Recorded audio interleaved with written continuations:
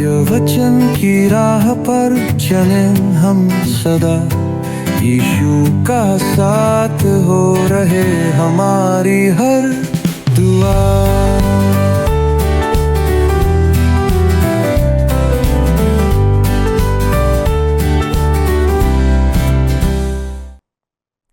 प्रिय दर्शकों, मैं आप सभी का इस क्रमबद्ध बाइबल अध्ययन कार्यक्रम सत्य वचन में हार्दिक स्वागत करती हूँ और धन्यवाद देना चाहूंगी आप सबको जो मिस कॉल के द्वारा, गवाही के द्वारा हमें प्रोत्साहित करते हैं। मित्रों, आइए आज हम इसी के साथ अपने अध्ययन में आगे बढ़ें और परमेश्वर के दास के द्वारा परमेश्वर के जीवित वचन से सीखें।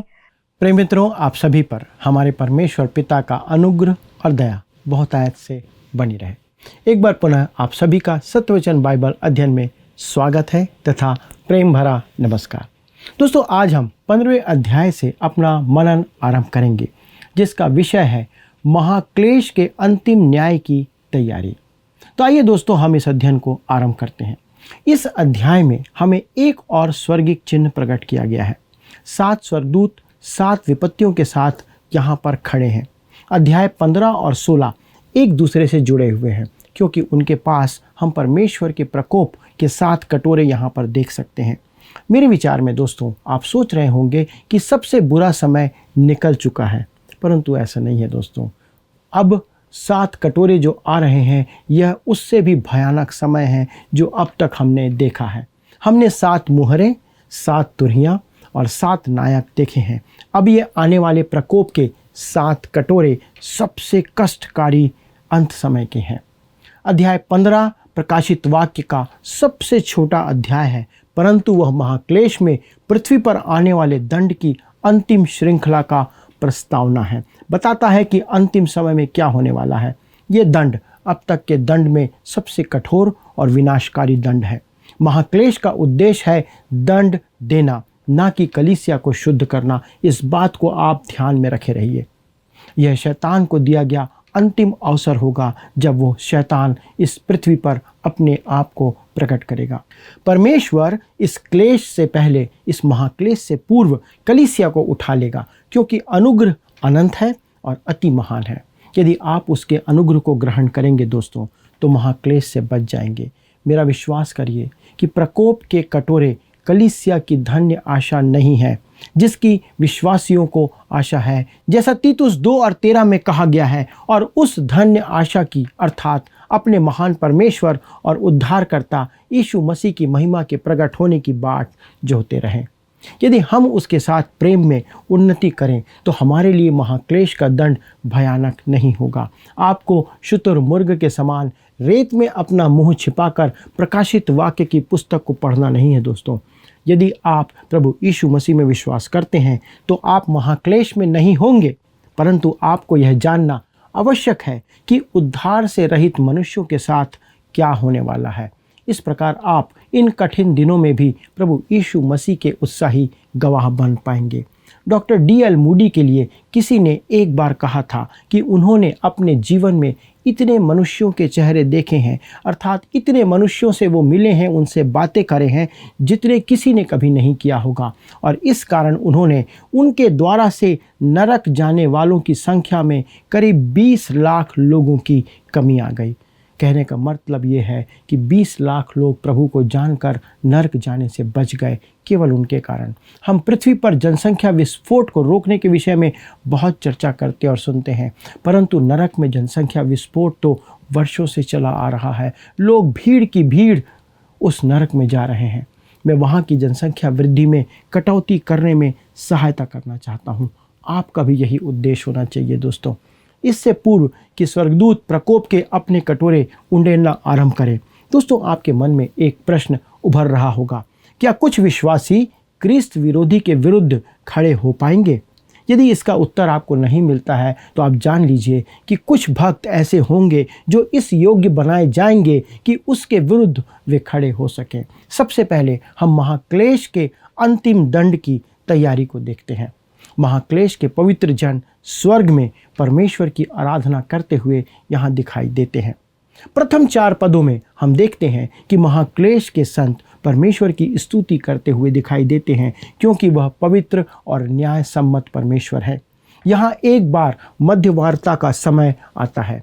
आइए हम अपने अध्ययन को आगे बढ़ाते हैं और पढ़ते हैं प्रकाशित वाक्य की पुस्तक, उसका 15वां अध्याय पद 1। इस प्रकार यहाँ पर लिखा है, फिर मैंने स्वर्ग में एक और बड़ा और अद्भुत चिन्ह देखा, अर्थात 7 स्वर्गदूत, जिनके पास 7 अंतिम विपत्तियां थीं, क्योंकि उनके समाप्त हो जाने पर परमेश्वर के प्रकोप का अंत है।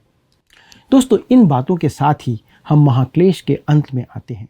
मैं आपके बारे में तो नहीं जानता, परंतु मैं उसका अंत देखना चाहता हूँ, क्योंकि इसके बाद हम पृथ्वी पर प्रभु यीशु मसीह का आगमन देखेंगे।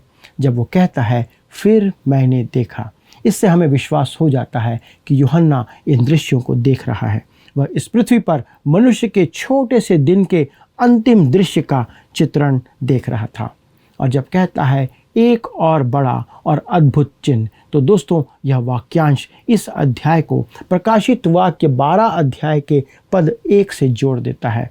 अध्याय 12 के आरंभ में पहला चिन्ह इस्राएल के संदर्भ में था।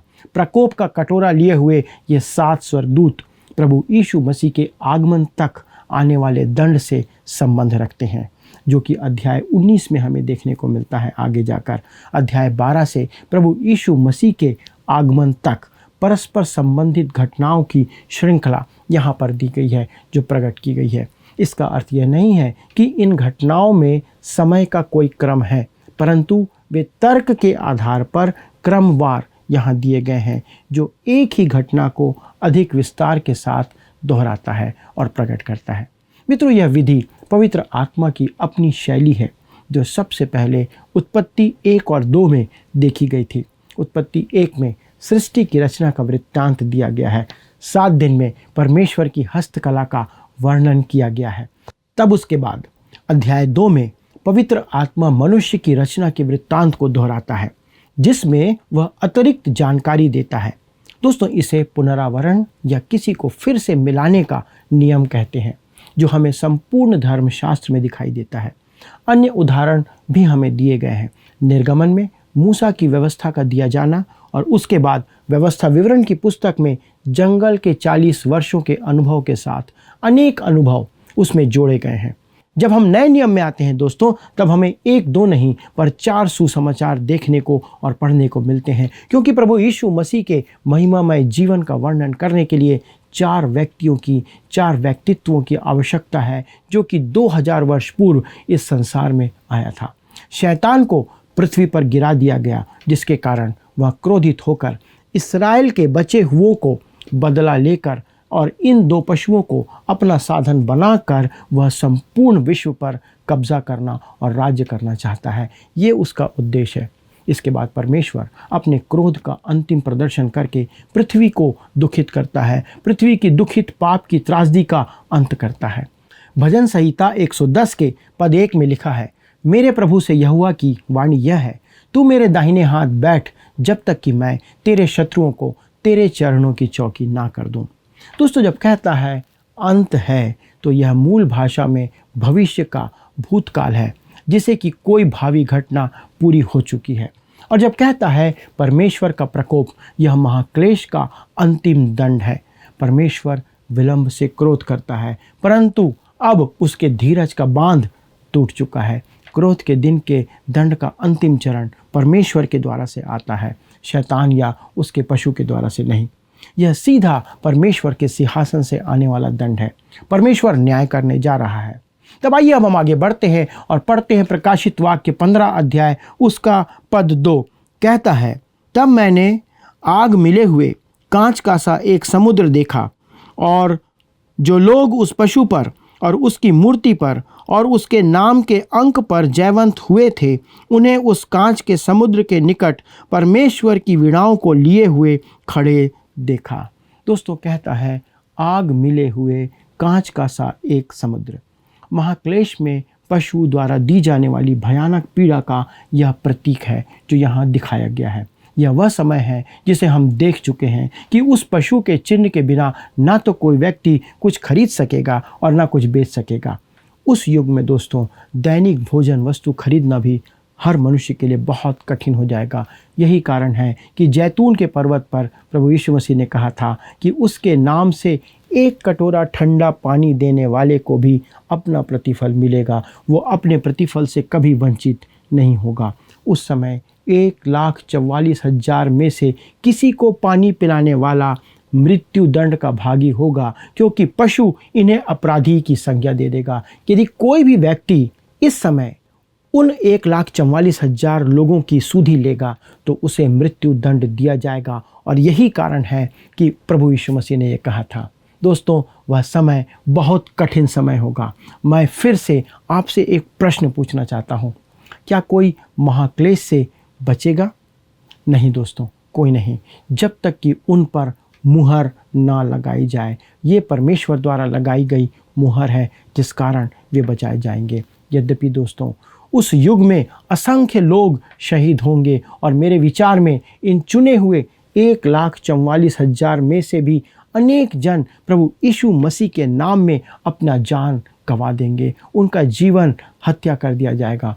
वे मरने तक विश्वास योग्य बने रहेंगे। हमने देखा था कि वे सारे की सारे 1,44,000 मेमने के साथ सियोन पर्वत पर खड़े हैं और कहा गया है जो जयवंत हुए थे। दोस्तों, ये महाक्लेश के वे संत हैं जो पृथ्वी पर सताव की अग्नि को पार कर चुके होंगे, परंतु गीत गाना नहीं भूलेंगे। उनके हाथों में परमेश्वर की वीणाएं थी। अगले कुछ पदों में हम देखेंगे कि वे गाने के योग्य हैं और वे गीत गाते नजर आते हैं। मेरे विश्वासी मित्रों, आज हमारी क्या स्थिति है? आज आपकी क्या स्थिति है? अपने बारे में आज आप क्या सोचते हैं? अपने बारे में हम क्या कह सकते हैं? हम तो महाक्लेश में नहीं होंगे, परंतु क्या आज हम अपने मन को कड़वाहट से मुक्त कर रख पाते हैं? क्या हम अपने हृदय और मन को परमेश्वर के वचन के अनुसार बनाए रख पाते हैं? इब्रानियों की पत्री 12 अध्याय के पद 15 में हमें चेतावनी दी गई है, क्योंकि ऐसा होना बहुत आसान है, बहुत संभव है। शायद आपके लिए यह ना हो, परंतु मेरे लिए तो है। दोस्तों, हमारे मनों में किसी न किसी के लिए कड़वाहट भरी हुई होती है और हम उस कड़वाहट को नहीं निकाल पाते हैं। क्या आपके साथ ऐसा नहीं होता? क्या आपके साथ भी कड़वाहट की इस छोटी सी जड़ की समस्या नहीं है? क्या आपके मन में ये कड़वाहट नहीं है?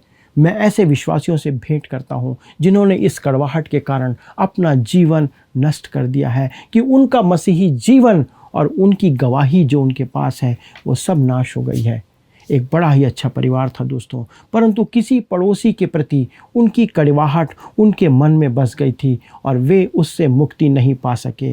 दोस्तों, वे आराधना में भी कड़वाहट से भरे हुए रहते थे। वे गंभीर भाव में देखे जा सकते थे कि वे कड़वाहट से भरे हुए हैं। मित्रों, कड़वाहट आपके मसीही जीवन का सर्वनाश कर देती है। आपको इससे निजात पाने के लिए प्रार्थना करना होगा, प्रभु से प्रार्थना करना होगा कि वो आपके जीवन से इस कड़वाहट को निकाल दें। आप जीवन की हर परिस्थितियों में कड़वाहट से ना भर जाएं, इसके लिए आप प्रार्थना करते रहें। केवल प्रभु ही आपकी सहायता कर सकता है। दोस्तों, हमारे सांसारिक जीवन में कुछ तो कड़वाहट आएगी ही। हम उसके बारे में क्या कर सकते हैं? हमें केवल प्रार्थना करना है, वरन सबसे अधिक इसी विषय के लिए हमें प्रार्थना करना है। यदि महाक्लेश का कष्ट भोगने के बाद भी ये भक्त जन स्तुति का गीत गाते दिखाई देते हैं, तो आप और मैं किसी भी परिस्थिति में, क्योंकि हम इनसे बहुत अच्छी परिस्थिति में हैं, हम अपने मन में महिमा के गीत क्यों नहीं गा सकते? क्यों परमेश्वर की हम महिमा और आराधना नहीं कर पाते? भजन संहिता अध्याय 30 के पद 5 में भजनकार कहता है, क्योंकि उसका क्रोध तो क्षण भर का होता है, परंतु उसकी प्रसन्नता जीवन भर की होती है। कदाचित रात को रोना पड़े, परंतु सवेरे आनंद पहुंचेगा। दोस्तों, मैंने वर्षों के अनुभव में यही सीखा है कि परमेश्वर आपके मार्ग में किसी को नहीं आने देता है, कोई अवरोध को आने नहीं देता है, बैरी को भी नहीं, जब तक कि उसमें आपके लिए कोई अच्छी शिक्षा निहित ना हो। यदि आपके सामने कोई बैरी, कोई अड़चन आती है तो परमेश्वर की योजना के तहत से आती है, क्योंकि वह आपको कुछ सिखाना चाहता है। वह एक उद्देश्य के निमित्त इसकी अनुमति आपके जीवन में देता है, जिससे आपका चरित्र निर्माण हो सके, आपका चरित्र और उत्तम हो सके। दोस्तों, हमें प्रार्थना करते रहना है, हमें प्रार्थना में बने रहना है कि हम शैतान के फंदे में ना पड़ें और अपने उद्धार का आनंद हम खो ना दें। आज कितने ऐसे विश्वासी और मसीही हैं जिन्होंने अपने उद्धार का आनंद खो दिया है, उनके अंदर पे कड़वाहट भरी हुई है और वे अपने आनंद को, अपने जीवन के उद्धार के आनंद को नहीं ले पा रहे हैं। आइए अब आगे बढ़ते हैं और पढ़ते हैं प्रकाशित वाक्य 15 अध्याय उसके पद 3 को। कहता है, वे परमेश्वर के दास मूसा का गीत और मेमने का गीत गा गा कर कहते थे, हे सर्वशक्तिमान प्रभु परमेश्वर, तेरे कार्य महान और अद्भुत हैं। हे युग युग के राजा, तेरी चाल ठीक और सच्ची है। तब आगे पद 4 में कहता है, हे प्रभु, कौन तुझसे ना डरेगा और तेरे नाम की महिमा ना करेगा, क्योंकि केवल तू ही पवित्र है। सारी जातियां आकर तेरे सामने दंडवत करेंगी, क्योंकि तेरे न्याय के काम प्रकट हो गए हैं। दोस्तों, यदि आपको मूसा का गीत सीखना है कि वो कौन सा गीत है, तो आपको निर्गमन 15 अध्याय पद 1 से 21 को पढ़ना होगा और साथ ही साथ व्यवस्था विवरण 32 अध्याय के 1 से 43 पद, वहाँ पर ये मूसा का गीत दिया गया है। दोनों गीतों में परमेश्वर द्वारा दिलाई गई मुक्ति, उद्धार और उसकी विश्वास योग्यता का वर्णन किया गया है। और जब यहाँ पर कहता है मेमने का गीत, तो यह प्रभु यीशु मसीह के उद्धारकर्ता होने की स्तुति है, जो कि यहाँ प्रकट की गई है, जिसे हमने प्रकाशित वाक्य 5वें अध्याय के 9 से 12 पद में पढ़ा था। दोस्तों, अब मैं आपका ध्यान फिर से इस सच्चाई की ओर आकर्षित करना चाहता हूँ कि प्रकाशित वाक्य की पुस्तक मसीह यीशु पर केंद्रित पुस्तक है। इसका केंद्र केवल प्रभु यीशु मसीह है। आप ना तो उन 4 घुड़सवारों पर, ना ही उन तुरहियों के फूके जाने पर या उन 7 नायकों के द्वारा पथभ्रष्ट हों, और ना ही आपका ध्यान प्रकोप के कटोरों पर या इन 7 कटोरों पर आने पाए। दोस्तों, हमें अपनी आंखें केवल प्रभु यीशु मसीह पर लगाए रखना है। वही सर्वा है, वही सब कुछ है, वही प्रभु है, वही परमेश्वर है। इस पुस्तक में प्रभु यीशु मसीह पवित्रता में, सामर्थ्य में और महिमा में हमारे सामने प्रकट किया गया है।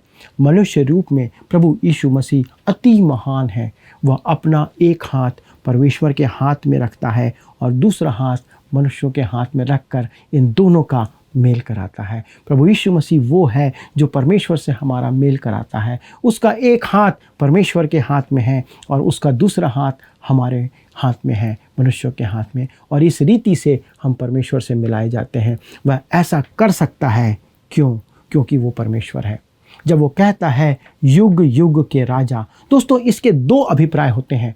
पहला, वह भक्त जनों का, उसकी भक्ति करने वालों का राजा है, और वह जाति जाति का भी राजा है। अभिप्राय कुछ भी हो सकता है दोस्तों, इसका अर्थ एक ही है कि प्रभु यीशु मसीह वैश्विक आराधना और उसके द्वारा से स्वीकार किए जाने का पात्र है।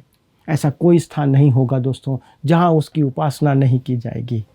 तब वो आगे कहता है, कौन तुझसे ना डरेगा और तेरे नाम की महिमा ना करेगा। मित्रों, आज परमेश्वर का भय मानना समाप्त होता जा रहा है।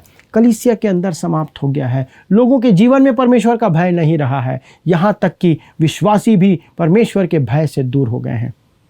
हम प्रेम पर अधिक ध्यान देने लगे हैं, और मैं चाहता हूँ कि हम कभी यह ना भूलें कि परमेश्वर प्रेम है, परंतु परमेश्वर ज्योति भी है, अर्थात परमेश्वर पवित्र है और परमेश्वर भय योग्य परमेश्वर भी है, क्योंकि उसकी पवित्रता का कारण हमारे भय का कारण है।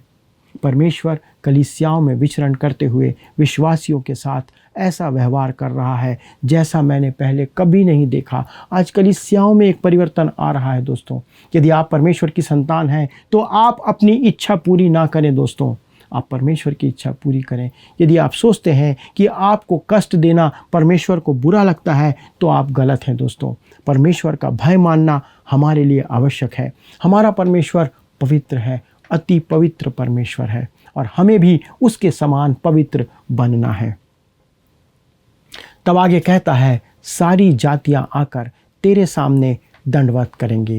मित्रों, एक दिन ऐसा आएगा जब सारी जातियां, संसार के सारे लोग जब उसे जान लेंगे, तब वे आकर प्रभु यीशु मसीह की आराधना करेंगे, उसके सामने अपना सिर झुकाएंगे और वे ऐसा ही कहेंगे, प्रभु तेरी महिमा हो।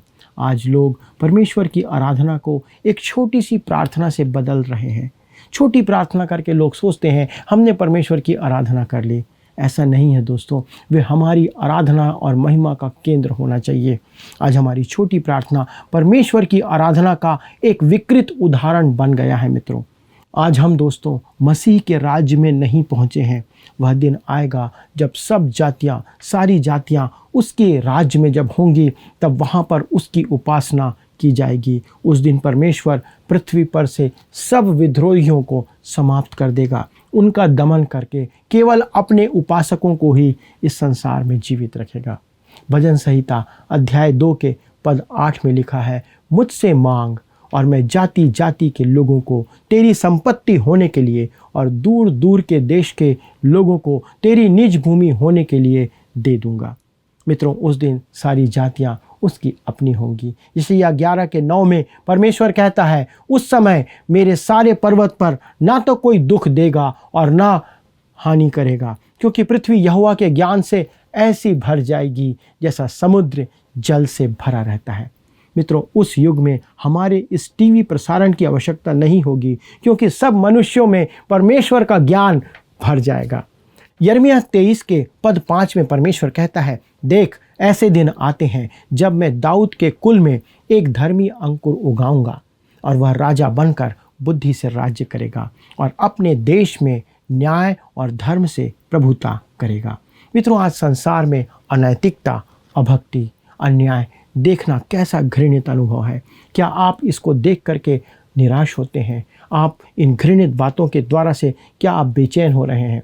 यदि मैं विश्वासी ना होता तो सबसे बड़ा उग्रवादी हो सकता था। दोस्तों, परमेश्वर की संतान होने के कारण मैं संसार में कुकर्मों की बहुतायत तो देखता हूँ, परंतु यह भी जानता हूँ दोस्तों कि मैं कुछ नहीं कर सकता।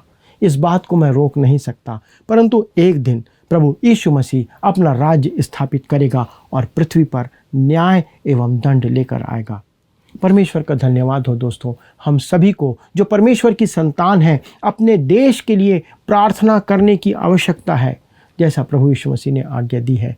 यह अत्यंत आवश्यक है। क्या आप अपने देश के लिए प्रार्थना कर रहे हैं? अपने अधिकारियों के लिए, अपने नेताओं के लिए प्रार्थना कर रहे हैं दोस्तों, कि प्रभु उनको अपनी महिमा के लिए उपयोग करे। हमें प्रसन्न होना है, हमें आनंद मनाना है कि न्यायकर्ता और बुराई का दंड देने वाला अवश्य रीति से एक दिन आएगा। फिलिप्पी 2 अध्याय के पद 9 से 11 में लिखा है, इस कारण परमेश्वर ने उसको अति महान भी किया और उसको वह नाम दिया जो सब नामों में श्रेष्ठ है, कि जो स्वर्ग में और पृथ्वी पर और पृथ्वी के नीचे हैं, वे सब यीशु के नाम पर घुटना टेकें और परमेश्वर पिता की महिमा के लिए हर एक जीव अंगीकार कर ले कि यीशु मसीह ही प्रभु है। जो नरक में है वे तो उसे अपना मुक्तिदाता नहीं स्वीकार कर सकते, वे कभी नहीं मानेंगे, परंतु वे यह तो मानेंगे कि वह प्रधान है, वह प्रभु है, वही जगत का संचालक है और वही जगत का उद्धार करता है और ये सारा जगत उसी का है। और वे परमेश्वर की महिमा को उस दिन मान लेंगे, मान्यता देंगे। उन्हें ऐसा उस दिन करना ही होगा दोस्तों, क्योंकि सच्चाई उनके सामने आ जाएगी। तब आगे वो कहता है, क्योंकि तेरे न्याय के काम प्रकट हो गए हैं। दोस्तों, यह गवाही उसी युग के गवाहों की है और वर्णन से परे पर प्रभावशाली है। इसके द्वारा विश्वासियों के मन और मस्तिष्क में यह तथ्य बैठ जाएगा, घर कर जाएगा कि परमेश्वर जो भी करता है वह सही करता है। परमेश्वर का काम आपको भले ही उचित ना लगे, परंतु यदि आप यह सोचते हैं कि परमेश्वर गलत है, तो वास्तव में दोस्तों आप गलत होंगे। हमें अपनी सोच और समझ को बदलना होगा, बदलने की आवश्यकता है। कई लोग हैं जो परमेश्वर को गलत समझते हैं, परमेश्वर के नियमों को गलत समझते हैं, परमेश्वर के तरीके को गलत समझते हैं और इसका इनकार करते हैं। उन्हें अपनी सोच बदलनी होगी। भजन संहिता 7वें अध्याय के पद 9 में उसकी गवाही सुनिए दोस्तों, भला हो कि दुष्टों की बुराई का अंत हो जाए, परंतु धर्मी को तू स्थिर कर, क्योंकि धर्मी परमेश्वर मन और मर्म का ज्ञाता है। भजन संहिता 11 के 7 में लिखता है, क्योंकि यहोवा धर्मी है, वह धर्म ही के कामों से प्रसन्न रहता है, धर्मी जन उसका दर्शन पाएंगे। भजन संहिता 107 उसका पहला पद, 40वां पद और 42वां पद ये कहता है, यहोवा का धन्यवाद करो, क्योंकि वह भला है और उसकी करुणा सदा की है, और वह हाकिम को अपमान से लाद कर मार्ग रहित जंगल में भटकाता है। सीधे लोग देखकर आनंदित होते हैं और सब कुटिल लोग अपने मुंह बंद करते हैं। दोस्तों, जब परमेश्वर सत्ता अपने हाथों में लेगा तब ऐसा ही होगा जैसा उसने कहा है। अब आता है 7 कटोरे लिए हुए स्वर्गदूतों के निकास हेतु स्वर्ग के मंदिर का खोला जाना। दोस्तों, इस समय स्वर्ग का मंदिर खोला जाता है और 7 स्वर्गदूत अपने हाथों में एक एक कटोरा लिए हुए बाहर निकलते हैं। तो आइए दोस्तों, हम पढ़ते हैं पद 5 और पद 6 को। लिखा है, इसके बाद मैंने देखा कि स्वर्ग में साक्षी के तंबू का मंदिर खोला गया और वे 7 स्वर्गदूत जिनके पास 7 विपत्तियां थीं, मलमल के शुद्ध और चमकदार वस्त्र पहने और छाती पर सोने की पट्टियां बांधे हुए मंदिर से निकले। दोस्तों, यहाँ पर जो मंदिर शब्द उपयोग किया गया है, यह प्रकाशित वाक्य की पुस्तक में 15 बार आया है। इसके महत्व को हम अनदेखा नहीं कर सकते। अध्याय 1 से 3 में कहीं भी मंदिर का उल्लेख नहीं किया गया है, वहाँ केवल कलीसिया का उल्लेख किया गया है। परंतु अध्याय 4 से दृश्य बदलकर स्वर्ग का हो जाता है और हम स्वर्ग में मंदिर को देखते हैं। पृथ्वी का मंदिर भी स्वर्ग के प्रतिरूप पर बनाया गया था, परंतु नया यरूशलेम जहाँ कलीसिया होगी वहाँ मंदिर नहीं होगा। कारण क्या है? क्योंकि कलीसिया का मंदिर से संबंध नहीं है या कोई सरोकार नहीं है। इससे अति स्पष्ट हो जाता है कि अध्याय 4 से आगे परमेश्वर उन लोगों के साथ व्यवहार करता है जिनके पास मंदिर है, जिन्हें मंदिर दिया गया था। और परमेश्वर ने केवल इस्राएल को ही मंदिर दिया था जो स्वर्ग के मंदिर का प्रतिरूप था। दोस्तों, इस संदर्भ में यहाँ परम पवित्र स्थान का उल्लेख किया गया है जहाँ वाचा का संदूक रखा गया था। वाचा के संदूक में पत्थर की पटियाएं थीं। मंदिर और ये पटियाएं स्वर्ग में वास्तविक मंदिर और उन पटियाओं की नकल है। दोस्तों, मुझे विश्वास है कि आज का अध्ययन आपके लिए आशीष का कारण था। अगले प्रसारण तक परमेश्वर का अनुग्रह, उसकी दया आपके साथ बनी रहे। प्रभु आपको आशीष दे। आइए अब हम प्रश्नों को देखें। पिछले प्रश्न का उत्तर है ए, दंड देना। महाक्लेश का उद्देश्य दंड देना है। आज के अध्ययन पर आधारित प्रश्न है, महाक्लेश में किसके चिन्ह के बिना कोई खरीद और बेच नहीं सकता है? ए 666, बी ख्रिस्त विरोधी, सी पशु, डी शैतान। मित्रों, इस प्रश्न का उत्तर हमें कल सुबह 6 बजे से पहले विकल्प ए, बी, सी या डी के साथ अपना नाम, पता, स्थान के साथ 9651433397 पर SMS या WhatsApp करें। प्रिय दर्शकों, मुझे विश्वास है कि आपने आज के अध्ययन के द्वारा अवश्य ही आत्मिक आशीष को प्राप्त किया है और आपने जीवन में आगे बढ़ने के लिए सही निर्णय लिया है। मैं आपसे आशा करती हूँ कि आप इसी प्रकार इस कार्यक्रम को देखते रहेंगे और अपने मित्रों को भी वचन सिखाने और उसे सीखने के लिए प्रोत्साहित करेंगे। आप हमें अपनी प्रार्थना, निवेदन और सलाह के लिए अवश्य ही कॉल कीजिए ताकि हम आपकी सहायता कर सकें। इसी के साथ आप हमें अपनी गवाही भी भेजें ताकि हम सब मिलकर परमेश्वर को धन्यवाद दे सकें। परमेश्वर आप सबको आशीषित करें। यदि आप इस अध्ययन को दोबारा देखना चाहते हैं तो आप हमारे YouTube पर वर्ड रिसाउंड्स हिंदी में से पुनः देख सकते हैं और अधिक जानकारी और प्रार्थना के लिए आप स्क्रीन पर दिए हुए नंबर 9651433397 पर संपर्क भी कर सकते हैं। हमारे परामर्शदाता आपकी सहायता अवश्य करेंगे। धन्यवाद। क्या आपको यह कार्यक्रम पसंद आया? अभी हमें एक मिस कॉल करें और आप अगले विजेता हो सकते हैं।